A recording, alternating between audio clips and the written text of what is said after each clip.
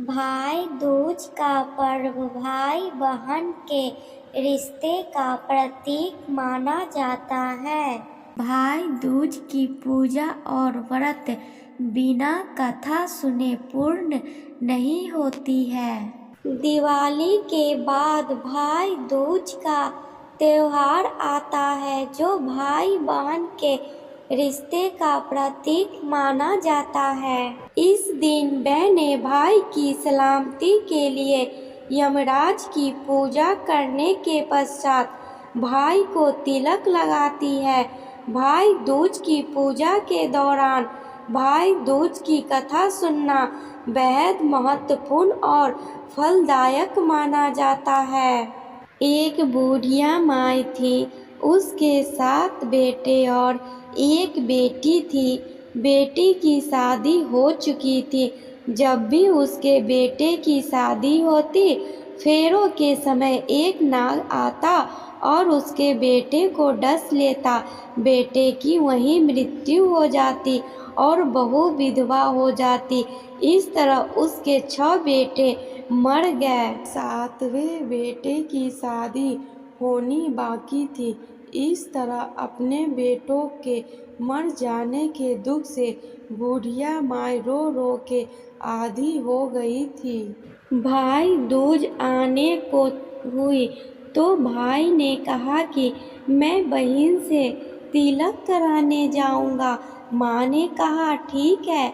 उधर जब बहन को पता चला कि उसका भाई आ रहा है तो वह खुशी से पागल होकर पड़ोसन के घर गई। पूछने लगी कि जब बहुत प्यारा भाई घर आए तो क्या बनाना चाहिए। पड़ोसन उसकी खुशी को देखकर जल भून गई और कह दिया कि दूध से रसोई लेप, घी में चावल पका। बहन ने ऐसा ही किया। उधर भाई जब बहन के घर जा रहा था तो उसे रास्ते में सांप मिला। सांप उसे डसने को गया तो उसने बोला कि भाई आपका मैंने क्या बिगाड़ा है, मुझे क्यों काटना चाहते हो। सांप ने कहा कि मैं तुम्हारा काल हूँ और तुम्हें यमराज के पास पहुँचाने के लिए आया हूँ।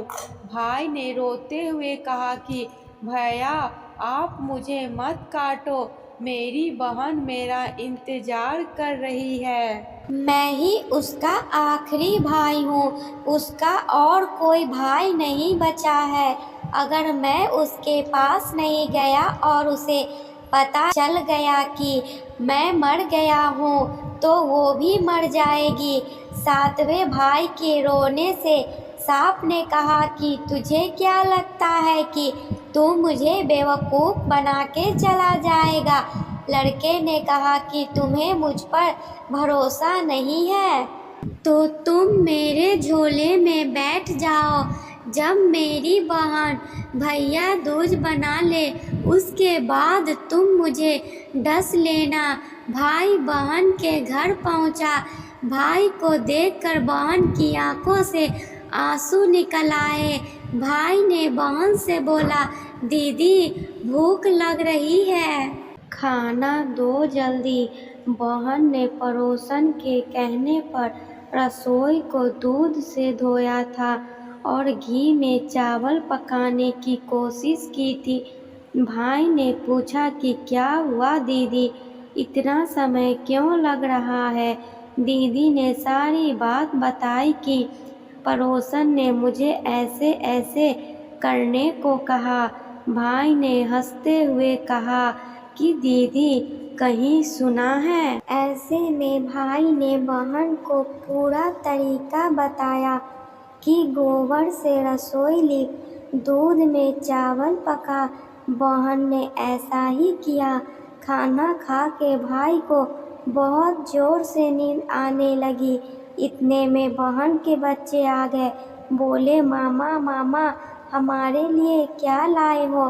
भाई बोला कि मैं कुछ नहीं ला पाया। इस पर बच्चों ने मामा का झोला ले लिया और खोल कर देखा तो उसमें सांप की जगह हीरे का हार था। अगले दिन भाई बोला कि अब मुझे जाना है, मेरे लिए खाना रख दे। बहन ने उसके लिए लड्डू बना के डब्बे में रख के दे दिए। भाई कुछ दूर जाकर थक कर एक पेड़ के नीचे सो गया। उधर बहन के जब बच्चों को जब भूख लगी तो माँ से कहा कि खाना दे दो। माँ ने कहा कि खाना अभी बनने में देर है। तो बच्चे बोले कि मामा को जो रखा है वही दे दो। तो वह बोली कि लड्डू बनाने के लिए बाजरा पीसा था, वही बचा पड़ा है, चक्की में जाकर खा लो। बच्चों ने देखा कि चक्की में तो सांप की हड्डी पड़ी है। यही बात माँ को आकर बताई तो वह पागल सी होकर भाई के पीछे भागी। सभी से पूछती है, किसी ने मेरा भाई को देखा, किसी ने मेरे भाई को देखा। तब एक ने बताया कि कोई लेटा तो है पेड़ के नीचे, देख ले वही तो नहीं। भागी भागी पेड़ के नीचे पहुंची, अपने भाई को नींद से उठाया।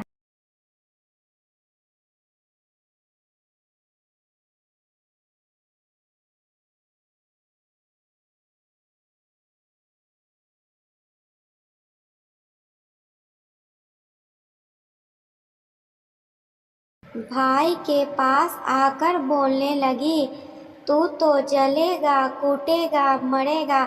भाई चौंक गया पर उसे कुछ समझ नहीं आया। इसी तरह दोनों भाई बहन माँ के घर पहुँच गए। थोड़े समय बाद भाई के लिए सगाई आने लगी। उसकी शादी तय हो गई। जब भाई को सहरा पहनाने लगे तो वह बोली, इसको क्यों सहरा बांधेगा, सहरा तो मैं पहनूंगी, ये तो जलेगा मरेगा। बहन ने देखा उसमें कलंगी की जगह सांप का बच्चा था। बहन ने उसे निकाल फेंक दिया। सभी लोग बहन की तारीफ करने लगे। अब जब भाई घोड़ी चढ़ने लगा तो बहन फिर बोली, ये घोड़ी क्यों चढ़ेगा, घोड़ी पर तो मैं बैठूंगी, ये तो जलेगा मरेगा। सबने उसे घोड़ी पर भी चढ़ने दिया। अब जब बारात चलने को हुई तब बहन बोली कि पहले इस दरवाजे से मैं निकलूंगी, ये तो पीछे के रास्ते से जाएगा, दरवाजे से तो मैं निकलूंगी। जब वह दरवाजे के नीचे से जा रही थी तो दरवाजे अचानक से गिरने लगा रास्ते में। ऐसे करते करते फेरों का समय आ गया। जब वह दुल्हन आई तो उसने दुल्हन के कान में कहा कि अब तक तो मैं तेरे पति को बचा लिया, अब तू ही अपने पति को और साथ ही अपने मरे हुए जेठों को बचा सकती है। फेरों के समय एक नाग आया। वो जैसे ही दूल्हे को डसने को हुआ, दुल्हन ने उसे एक लोटे में भर के ऊपर से प्लेट से बंद कर दिया। थोड़ी देर बाद नागिन लहर लहर करती आई। ऐसे में नागिन अपने पति को वापस मांगने आई तो बहू ने कहा कि पहले मेरे सातों जेठों को जिंदा कर। नागिन ने उसकी बात मानी और उसके सभी जेठों को जिंदा कर दिया। उधर रो रो के बुढ़िया का बुरा हाल था कि अब तो मेरा सातवां बेटा भी बाकी बेटों की तरह मर जाएगा। गांव वालों ने उसे बताया कि उसके 7 बेटे और बहू आ रही हैं। इसके बाद सभी ने उसकी बहन की प्रशंसा की।